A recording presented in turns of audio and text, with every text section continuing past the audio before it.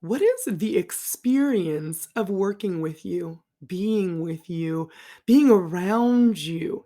What is the experience of you? This becomes incredibly important when we are talking about our ideal clients and getting the ones that we love to work with. Today, I'm talking with Jordan Kentris of A Good Day Inc., all about UX design and using it and your passion to avoid burnout or work through burnout, and everything from stationery to biomats is in this episode. So if you are trying to figure out how you can do all the things, love all the things, avoid the burnout, and have a great experience in your own life while giving other people a great experience of working with you, then this, my friend, is the episode for you. All right, let's go. Welcome to the Flourishing Entrepreneur Podcast with Alea Harris. This is the place where you and your fellow empire-building entrepreneurs come to vanquish the burnout monster and boost your glow and cash flow with energy alignment techniques and tried and true marketing strategies. Since seven figures won't get itself, hit that subscribe button and never miss out on your chance to skyrocket profits, tap into your intuition, and manifest your dreams.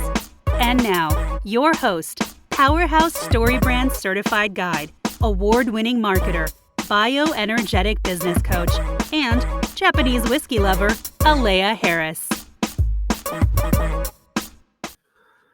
You have the option of curating your own life experience. That's kind of what this podcast is about. You being able to realize that everything that is in your life is something that you have created, promoted, or allowed, in the words of one of my spiritual teachers, John Roger. So if you know that you have that power, then what will you create, promote, or allow to provide yourself with the experience that you need in this life to love being with yourself and love living the life that you have and love the interactions that you have with other people?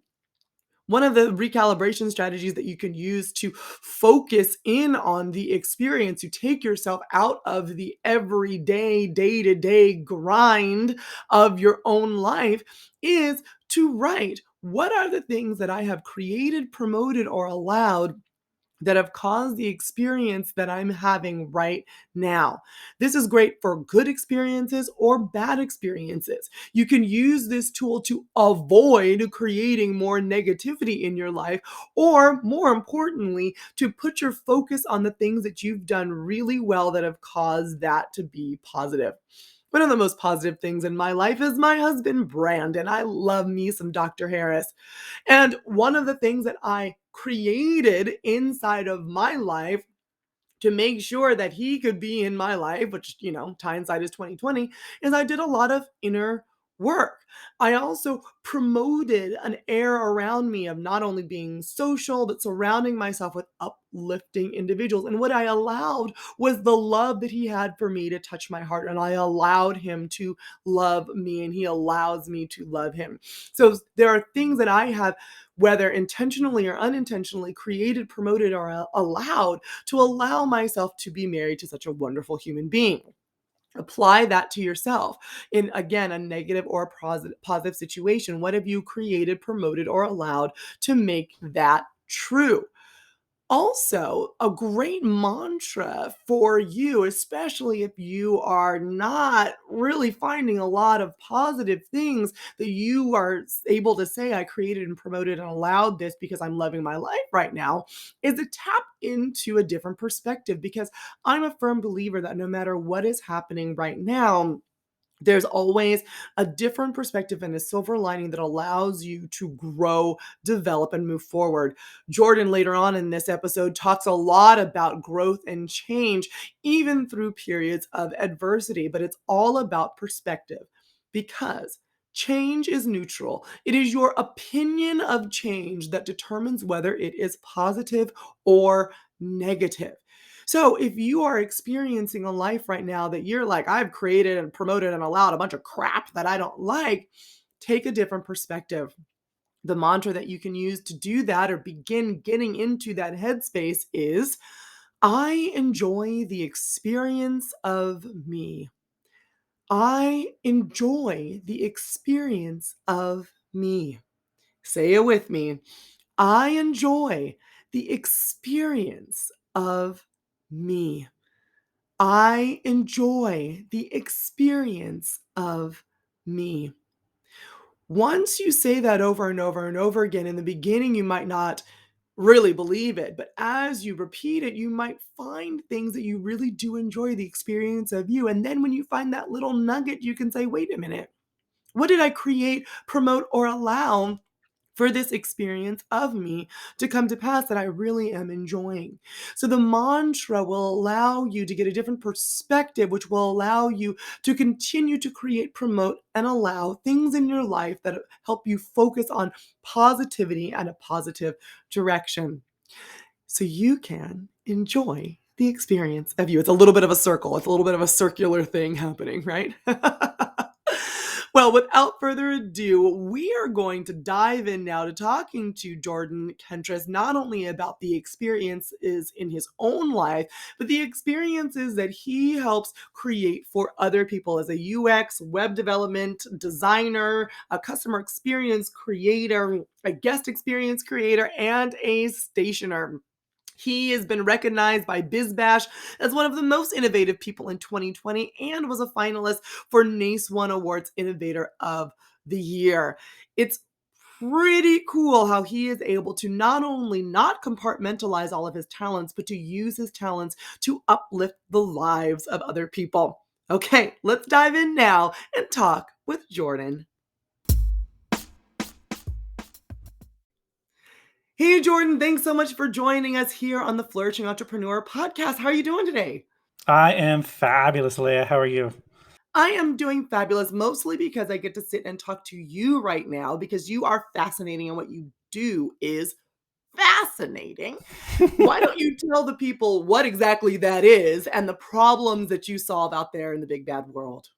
Yeah, so at Good Day, we kind of specialize in a few different areas.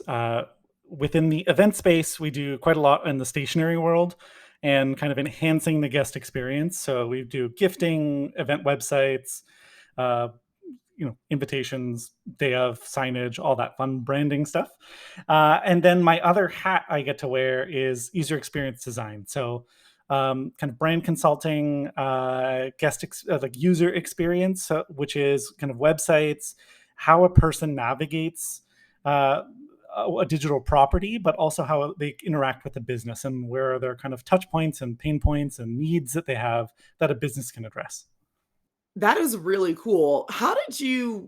Which one came first? Stationary, UX? I mean, because I can see how they work together, but there is not They're- necessarily like a yeah, they're seamless very different transition. parts of my brain. I love that part of it, so that's why I enjoy it. But the UX came first. So I mean, I did a lot of art in as a kid growing up and have loved that, but it never seemed like a viable career opportunity. All the parents being like, "That's not a Like, career." make money. You Yeah, gotta make money. 100%. So I actually wanted to be an architect and interior designer, but that never kind of panned out when I went to university. So I used to build websites because I played The Sims a lot and I built Sims fan websites. Oh my gosh, you're dating both of us. I know, sorry. So I I used mean, to, wait a minute, you're just dating you. I have no idea what that is. yeah, what is this game? So I used to do a Sims fan site, and that's where I learned to code and all those kind of things. So I applied to college for web development just as a backup because my mom was like, just be safe. And I got into that, and I kind of fell in love with it. It wasn't what I was kind of originally wanting to do with my life. But got a job right out of school in advertising and stumbled into UX. Again, it was one of those things that didn't exist in school at the time. Again, dating myself, it wasn't the thing that we talked about in how a consumer uses things and how we're designing for their needs. Because always with businesses, it was always, I've got a widget, I'm selling a widget. I don't care if you need a widget, buy the widget. Buy the widget. Why didn't you buy the widget yet? And Yeah. let me now put a Now the billboard widget's on right by your house sale. that tells you to buy the widget. Yeah. Now the widget comes in blue. And you're like, I don't need a widget. That was advertising for a number of years, I felt. So now with UX, it's really about consulting and understanding the needs of your audience. So kind of stumbled into that. And again, my brain was just like, oh my God, this is like exactly how my brain works. Like I equate it to Lego, where you can like take something apart and put it back together differently. And so that's where my brain kind of was like, oh my God, like I get this. I can understand how someone does these things and how they can navigate these things, and I can present them in a way that makes it more intuitive for them. um, so I've been doing that for a number of years, and then was working on the computer for 13, 14 hours a day, and was not being creative in that sense, and missed that. So I actually started a jewelry company because my husband was obsessed with brooches at the time. I So mean, I'm obsessed with brooches. I If you love them still are too. selling brooches, let me I'm know. not, but I might get Ah, back into them. But we'll see. My many, many side businesses will tack it back on. Um, but I miss doing things with my hands. So with the brooches, it was actually laser engraved wood and paper, and I got really into paper again from my childhood. And then my brother was getting married, and I did his wedding invitations, which was our gift to them. And I was like, holy smokes, like this is what I want to be doing. So a good day was kind of like born out of that. I did the consulting, and then during the pandemic, I ended up merging the two businesses into one consistent stream, which has been monumental for my business, but was never intended. My husband's been nagging me literally for 3 years to be like, "You should do both of them at the same time," and I was like, "No, no, no, it doesn't make any sense." And I was like, with the pandemic, there's a huge gap in the industry, in the event space specifically, that we don't really talk about UX the same way that we do designing an event and those kind of things. So for me, it was a really kind of like a light bulb moment. My husband's like, I told you so. husbands are really good for that. I know. Don't tell him that. Okay, He'll listen to so this and laugh at what me, but so what is the gap that you're talking about? Can you articulate yeah. what is missing? How does UX apply to the event space? And how did you combine stationery and UX together? So with UX specifically in events, it's more in how we market ourselves as businesses. A lot of us as small businesses, we tend to think of ourselves as our customer, and a lot of the time we're not our customer, but we design and market to them as though we assume we know about them. So part of our background is quite a bit of consumer research that we end up doing on behalf of the businesses and help them develop their ideal client kind of avatars and personas and the customer journeys and all those kind of things that feed into how a person interacts with the brand. And the gap is in the event space, we don't really talk about it that much, at least in my experience. We don't really go, we have some people have like an ideal customer type, and they're like, this is Susie, she's getting married, and she wants to spend $50,000 on our event. We don't really dive deep into, I wish, um, they don't really dive into, well, Susie's buying behavior is she's a mobile shopper. So our website needs to be mobile friendly and actually mobile first. And she shops luxury brands. So we should be using language that kind of targets that kind of audience, so that we're speaking her language without literally being, I'm a luxury designer, because no one actively looks that way. They're looking No, no, for, you don't see, like, on Louis Vuitton's no, website or Chanel website, "We are luxury," like, no, "We are luxury handbags for the luxurious, yeah. luxury-seeking client." That's But sometimes but when I we're look at luxury wedding sites, that's basically it what is I luxury see. stationery designer, luxury, and I mean, I've fallen into those traps, but over time you kind of have to realize that someone who is at whatever price market they're looking at, they're not looking for, other than budget, I would probably say budget friendly wedding things, but then you're looking into DIY. So like there's certain specific ways you need to target to your audiences and speak the language they're using that I don't think had been spoken a ton at the time. And I know we're getting more into that, but that's kind of where I sit and kind of like tend to poke holes and insights into a business's way that they're talking to their customers. I think that this is particularly good for the veteran business and the veteran business owner. When you're new, you're just like, what's my pricing? What's my Yeah, packaging? I yeah, just need a website, right? But there does come a point especially in the wedding catering and events businesses, one, people get tired of doing the same things and saying the same things and they get burned out. And they're like, well, I can't find a new way of doing this and a new way of saying this. So let me get out of the industry. Let me sell my right. company. They get bored with their own stuff, and really what it is how do you fine tune it then to reach your customers more effectively, to say it in a way that actually maps onto their journey, dive more deeply into it, because a lot of the times it's staying on the surface where all the competition is, where everyone's doing the same thing, everyone sounds the same, everyone has luxury all over the place, everyone looks the same. But after you've been in business for a while, if you got your poop in a group, dive a little bit more deeply into that UX experience. And it's amazing the gems that you can unearth at that level, Yeah, right? And then, I mean, talk about a differentiator in the marketplace. People don't, like you're saying, this is a hole, this is a gap, not only yeah. in truthfully the event industry, but in most No, it's industries. it's everywhere. It's a thing about Yeah. listening to your customers, and you're like, the amazing thing is in the amount of research that I've conducted, the insights you've gained, um, just by talking to your customers and them giving you feedback.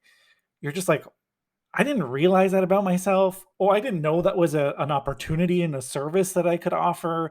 I didn't know you saw me that way. I didn't know the way that I was talking to you wasn't the way I should be talking to you. And you happened to do it because, maybe in our consult, I said some things that were the things that closed it. So maybe I need to start putting that language on my social media, and I need to start putting that language on my website and kind of speaking the way that you're looking at me. And, I might get more of you if you're my favorite. Like, the gold mines of your clients who were your favorite projects is super telling, and also your least favorite projects are super telling, because if there was a lot of things that went wrong, it might be a thing in your processes, or it might be in the way that you were marketing it and attracting those kind of clients, but not weeding them out early enough. We all learn our red flags, but it might actually be in some of the wording. If there's certain things you say that attract those people, stop saying those things. That if you're like, I don't want to be doing DIY, I shouldn't have a tutorial how to make your own seating chart on my website, for example. Like, I wouldn't do that because I know that's going to attract a specific kind of audience. When I'm like, hire me to build a custom wall that is built from scratch, like, that's a very different way of communicating with the client. I love that. And it's funny because people are like, oh, this is my favorite client, this is my least favorite client groups. And I was like, well, I hate to break it to you, you attracted both of them. Yeah, So what you is took it that that you're job. What are you doing? going to do not to do Don't the same thing again? don't do that anymore. Yeah, Sometimes the simplest advice is the best advice. Don't do that again. yeah, Change the words. What are the words that they liked? Don't use those words, right? yeah. Don't Try use it. The, that the same process. amazing thing is, in digital, we're not restricted the same way we are in print. Like, if I'm going to run a print ad, it's there for 6 months to a year, and whatever is sitting in the client's closet for however long it's there. But in digital, like, I can literally change my website, and 5 minutes later, a new customer can get there and they didn't know what existed before that. And all they see is the new thing. Absolutely. I'm always kind of tinkering behind the scenes. I'm like, we're gonna change that. Or, oh, I've done that before too, where I'm like, yeah, Yeah. no, I can tell that this is the exact sentence that this client read that they liked. We're gonna remove that sentence because I did not like them back. Right there with you. I'm right there with you. But you've done so many things, right? You from advertising to UX to stationery to brooch making, all of the things, but that sounds a little overwhelming if I'm honest, It right? is a lot. It is a lot. So like when you're doing that, have you ever experienced burnout or All have the time. you Burnout. okay, so what do you do about that? So, so funny enough, my husband's actually a Reiki grandmaster, yoga teacher, mindfulness instructor. So I get like, Oh my god, I need to hang out with I yeah, mean you you too, do. but mostly him. I'm just kidding. We He's, can hang out all together. yeah.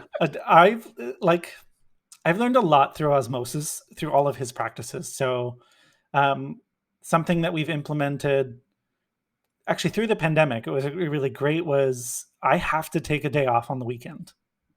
Like, I have to shut down. Um, Mostly because events are on weekends, so we get that happens. But I need a day where I'm not working, and I have to make an effort to stop working. And so that's something I've learned over time, is that even if the work's there, it's still going to be there on the Monday or the Sunday, like whatever day I don't do it. It's not the end of the world. I mean, obviously there are pressing things, and we work around those schedules, but taking that day away has been instrumental for me. Also, shutting down at dinner time, like carving out specific time where I make myself unavailable and communicating that with clients, has moved like milestones in my own mental health, because I set those boundaries at the beginning. I schedule emails if I'm responding at night. I do those things so that I'm not perceived as, working at 11 o'clock at night, or sometimes I am. I don't need my clients knowing that. I need them to think that I'm online at 9 a.m. Right, it's the expectation. You're like, "I might be doing this, but don't expect me to be responding because I will be choosing not to do this soon." Yes. Yeah. Right? Like, I may answer this time, but I might not answer next time. So I don't need you to assume I'm going to answer at night. Absolutely. Because assumptions make an ass out of you and me, and Oh, yeah. we don't I wanna know. we don't wanna go down that road. We don't wanna No. go down that road. And when it comes to, for me, like, oddly enough, I actually surround myself with more work. Is my sense of actually, like, way of disconnecting. But it's work that I enjoy doing. So I take on passion projects. So even when I'm overwhelmed, taking on something that I want to do that has no monetary value in my business, but is something I want to achieve. So it might be like working on a shoot. It might be me designing something for fun. It might be me making a paper sculpture, or reading a design book, or whatever. Um, that to me, even though it's considered work, that to me is a way for me to fulfill and like refill my tank. Um, it gives me purpose. That makes a lot of sense. I mean, that's just like you're already clearly doing what you're passionate about, and, if your hobby and your work is still the I same know. thing, do you, boo? Yeah. So I mean, I like to take on things where within reason, but are not something that has the same kind of deadline and accountability, so that I have a little bit more leeway to play, and that's where I get that kind of like that bit of a refill in my energy. Um, I mean, it's hard sometimes when you're kind of knee deep in many client projects. And finding ways to reconnect. I mean, I went through a really tough period earlier this year. Our dog passed away in the summer. Oh, I'm so sorry to Um, hear that. she was sick for 4 months. We had no idea she had cancer. Oh my goodness, I'm so So sorry. she was, declining over time, but like that was going on while I was at my busiest I had been I was working 80, 90 hours a week. And I was like, we don't know what's going on with my dog. It was a lot, and I really struggled during that time because I didn't allow myself those schedules that I have to stick to my days off, and I have to. At the time we were in lockdown, so I couldn't go see my family, and I couldn't have the things that I wanted to, and I normally did, to find that kind of respite. So those were key learnings for me about how do I, even when I'm overloaded, I need to step away. I have to force myself to step away, even if the work is there. Because if I don't, I get into very negative thought patterns. I get into very negative behaviors where I'm going to go, and my stupid brain is like, "Well, take on more work. I'm already stressed out." Like, no, we don't do that, brain. Like, that's not a good way of being. I'm glad that I don't know who the you is with the brain, but your higher self and your brain are having some good conversations. Yeah, we're having some good combos now after the fact. We're like Yeah. post-mortem, brain, bad idea. We're not doing that again, right? No. Right. Yeah. So then you have these boundaries in place, but then you still have energy management that needs to happen. So how do you celebrate, protect, and manage that energy, especially in times of growth, in times of stress, and in times of overwhelm? What else do you do to make that happen? I like to go for walks. I like to just, I take periods of time throughout the day where I'm disconnect. I like to play on my phone, like just basic games, something that allows my brain to just wander. Every Saturday we have it's called a BioMat. I'm not sure if you're familiar with it. It's really Nope. cool. What is It's it? a energy grounding mat. So we lie on it for like Oh, 40 is that the minutes. one that hurts? Is Yeah. that the one that Like if you've seen Pink has it in one of her documentary videos, it's really cool. So it helps you kind of regulate your body through grounding. So every Saturday, I usually lie on it for 40 minutes. It heats up, and basically is a chance for me to disconnect. Like I can't do anything. I don't work Oh, on my it's phone. You're not the not supposed to. spiky one. It's not No, the no, spiky it's mat. a full length body mat. It's Okay, like gotcha, amethyst, gotcha. it's crushed amethyst. It's super cool. Um, Oh. Oh, I didn't know you were that I'll send you a link, valuable. Alea. It's amazing. Please do send me the link. But it's from my husband's energy work. So it's something we kind of came across, and it's a great way for him. He uses it to ground.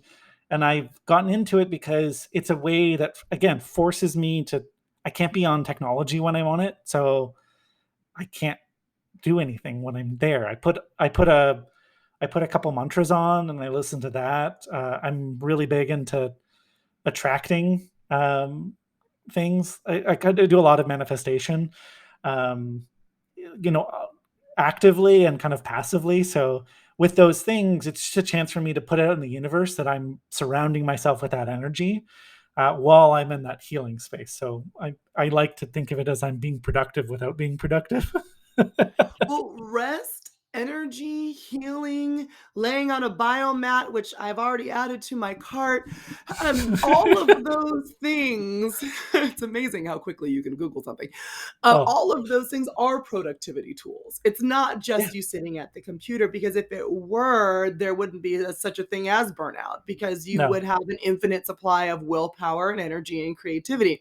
You have to replenish that creativity in order to be your best. So all of it, rest is a productivity tool for sure. Yeah, it's a nice mindset shift. So I really appreciate that.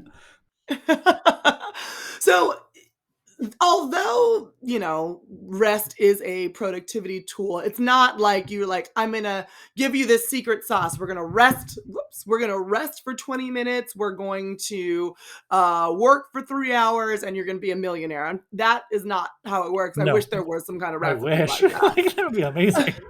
That would be great. Sign me up. Can it put it in a smoothie? Like, I would Yeah. be all over that. But you know that there's no magic bullet to success. So, what has been the number one piece of advice you would give your past self, the version of you who existed about a year after starting your business? I would actually say get it out there. So I struggled a lot at the beginning of my business with it's not ready, it's not perfect. I don't know enough about it. And I've learned over time that, and it's come through all of my research too, is that again, people don't know what they don't know. So if your product doesn't exist in the market and you have this amazing thing, even if it's not ready, you can still change it. You can still iterate on it.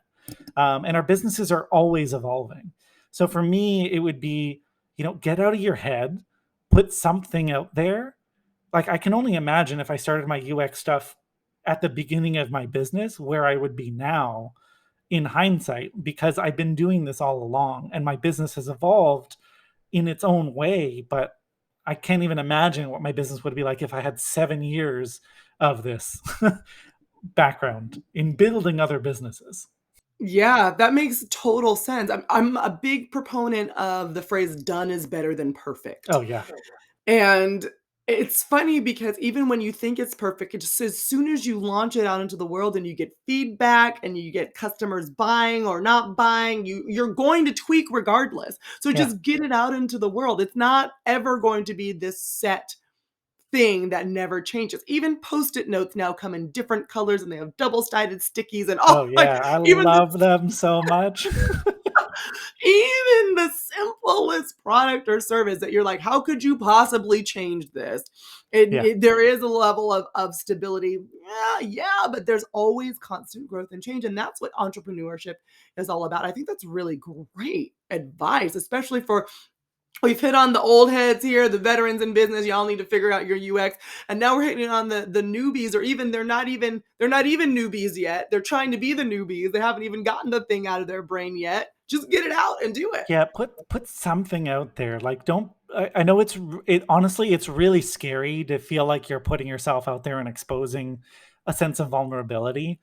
And it is, you are putting yourself out there. But the worst that can happen is someone says no, and then you'll get a yes, and then you're like, oh my god, I found my people, like.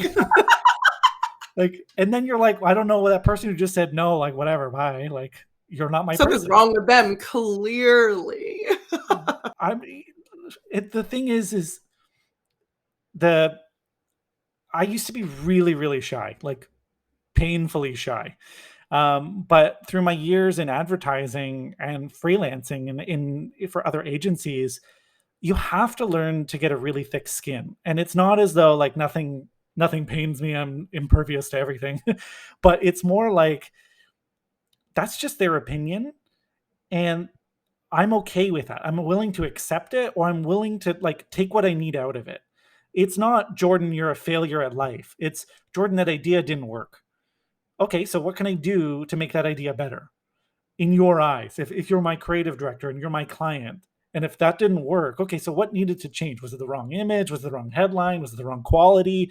Was my process incorrect? Like, what was needed to be improved? Asking those questions is the way to get to it, rather than, this client hated me, I'm a failure, I should quit my business. Like, that's not going to change anything for anyone. And we all have gifts we can offer people. And when we don't believe in that, we're just kind of like dead in the water. And now that gift is no longer available. So my question is, we've talked about UX design once you get everything built, but is there something that people that are just starting can start to begin to think of in the realm of UX and experience design from the very beginning? So yeah, it's actually really interesting because normally with UX, we talk about who your existing clients are. If you have no clients, it's really hard to be like, how do I know who to talk to? How do I know what to design? And for me, there's two things you do. There's something we do as a competitive audit. So looking at your direct competitors, how they're marketing themselves, and either you can emulate them. And so the way that they're marketing themselves, and you can try and replicate that, not direct copy. Don't be like, I'm going to lift your copy and do it. But if they're saying, bad example, if they're saying luxury, you should say luxury, even though we just said that's bad. I'm just example. We're just spitballing here, just spitballing. Yeah. So you're going to replicate language that they're using, or ways that they're presenting content, or ways that they're kind of, even on social, the way that they're marketing their business. You can find ways of emulating that in a way that isn't a direct lift, but you're honoring that kind of tone in that direction. And then the other one is looking at actually creating someone that doesn't exist, and marketing towards them, because that person does exist. They're out there. But then the thing is fine tuning that. So getting it out there and starting to get that feedback. You just need to talk to someone some way, and then you can iterate. Not knowing who they are, yeah, it's a little hard, but knowing who you want to target is, if you're like, oh, I want to be a Mindy Weiss when I'm starting out as a planner, probably not the greatest idea, but you want to find some like mid-tier. It's just because their clients are not going to pay attention to who you are. You don't have the portfolio. But looking at other people who are within your kind of spectrum and saying, okay, well, they're marketing themselves this way. They have clients. I know they have clients. I can see their client projects. What are they doing? And who are those clients? Are they people who shop at malls? Are they people who shop, are they getting couture clothing? Are they doing those things? And what kind of language are they using in those spaces that I can then replicate and emulate? And then as you're getting inquiries, you can find out what language are they resonating with, what language aren't they resonating with. And then that's where you start to fine tune that. So it's really about that iteration really early on, and that constant honing of that communication. I always recommend to new businesses, because yeah, if you wait until you get that first perfect project, you might be waiting a couple of years. I'm really sorry to say, other than like, there is that like random project that falls into your lap that I can't say you'll get. I would love you to get it. I love those projects, but I probably had like 3 in my career. Yeah, I totally understand. I when they do fall, you're like, "Thank you," but that's not how you run a business. You can't just run your business expecting things to fall in your lap. And because you know that the iteration process is inevitable, why not get paid to do it? You are always going to put your best foot forward, no matter what. So, but your best, like my best 10 years ago, is not my best now. I am much better than that now. But I gave it my best then. And then ever since then, my prices and what I make and all that have gone up because my best has gone up. But I've been paid over time to get better and better and better rather than just me in an office by myself somewhere trying to iterate and iterate and iterate in a vacuum while not making any money. That doesn't make any sense to me. No. I mean, your clients don't know what your potential is, and it's not a negative thing. This is like they they know you're going to give you your best. Like that's how we market ourselves. We're never going to be like, well, I'm going to half-ass this project, so pay me the amount of money you're going to pay me. Like they're going to assume we're doing that. But the thing is, you learn as you grow, and that kind of growth is why you get to charge more money. That's why you get to add more services to your offering. That's why you do those things, even when it's the same client coming back to you year over year. You have that opportunity to be like, well, now my process is refined, so now I'm going to cost a little bit more money, or now I'm going to cost a lot more money. And if you don't want to work with me, that's on you. But I learned a ton, and now this is my offering. Like, don't be afraid to do that, because a lot of times I find, especially in the event space, where we are getting referrals and we have some repeat clients, where we're like, well, I don't know if they're going to be expecting the same price I offered them 2 years ago. Hopefully not. They might be expecting that, but your conversation with them is, labor's different, my processes are different, my skill set's different, whatever. If I choose to honor that price, I'm going to let them know that, because I'm doing it as goodwill. I'm doing, like, you have that flexibility, but the client should never expect that. You No, want to be and letting if them. you decide to do that, which I am not a big proponent of, Yeah. but I get it, I've done it before.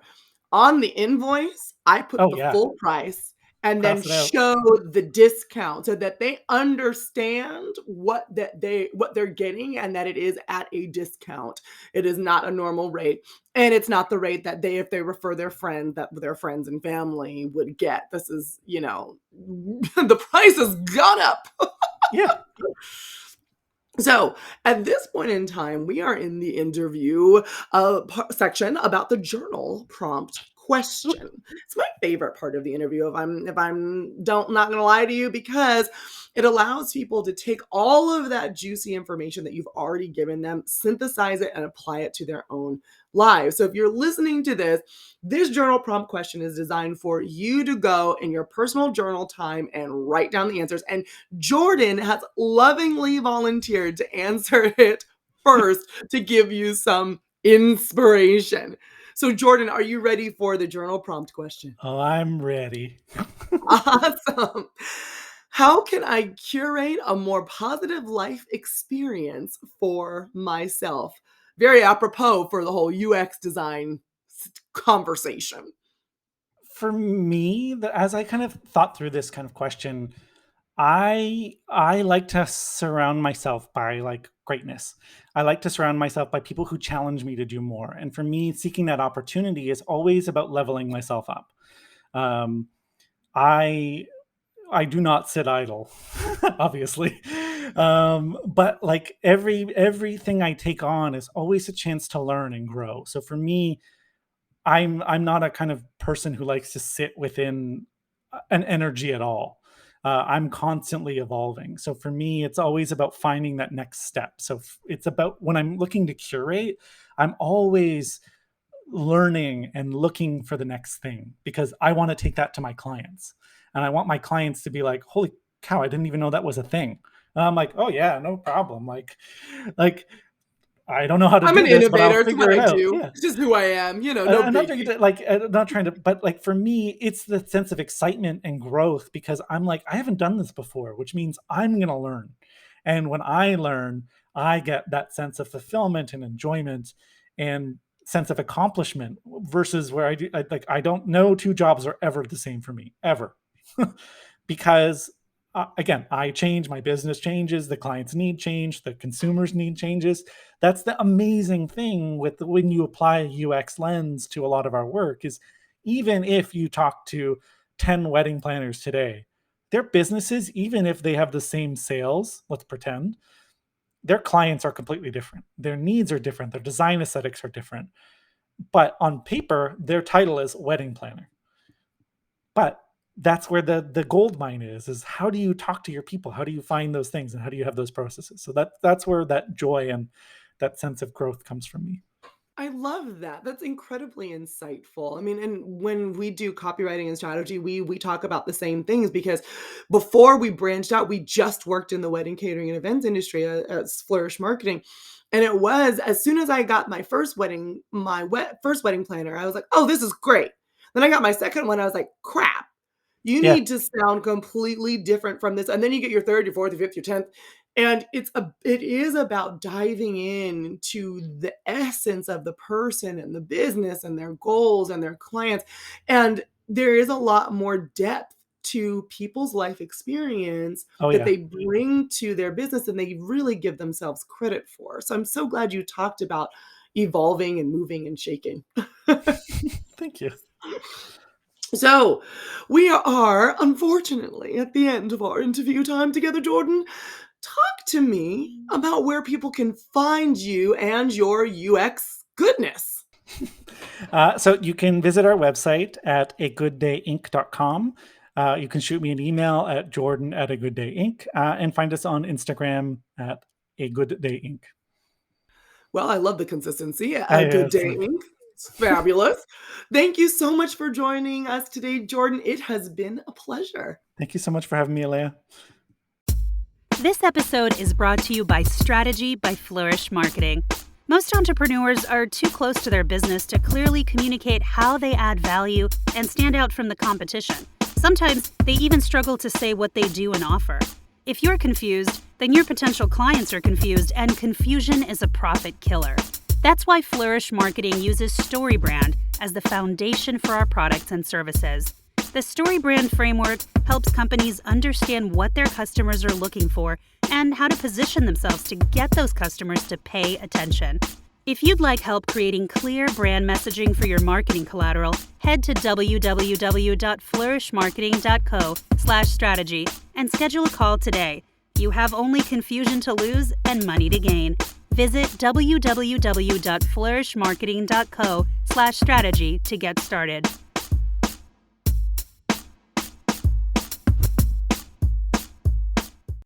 Isn't Jordan just a fascinating human being?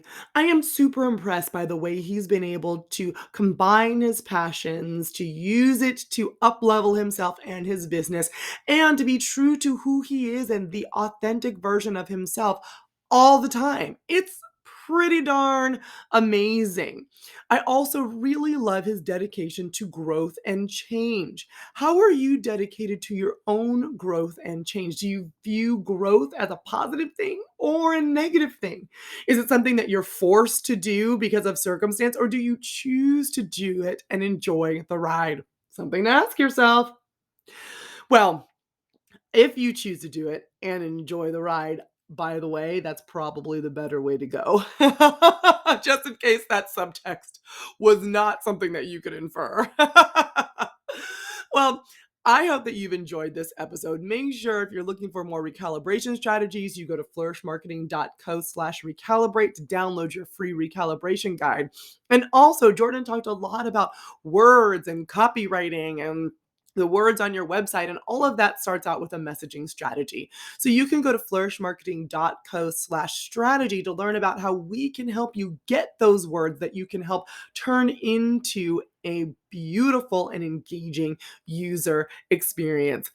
All right, that's it for this week. I know, so sad to see you go. But the beautiful thing is I get to see you again next week, every Wednesday here on the Flourishing Entrepreneur Podcast with me, your host, Alea Harris.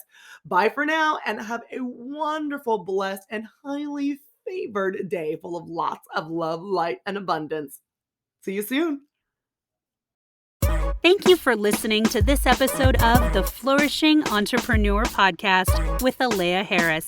Dive into the show notes at www.flourishmarketing.co/podcast and connect with Alea at Flourishing Entrepreneur on Instagram. Vibing with what you hear? Leave a 5-star review to spread the love and be sure to click subscribe. From the entire Flourish Marketing team, we wish you love, light, and abundance. See you next time.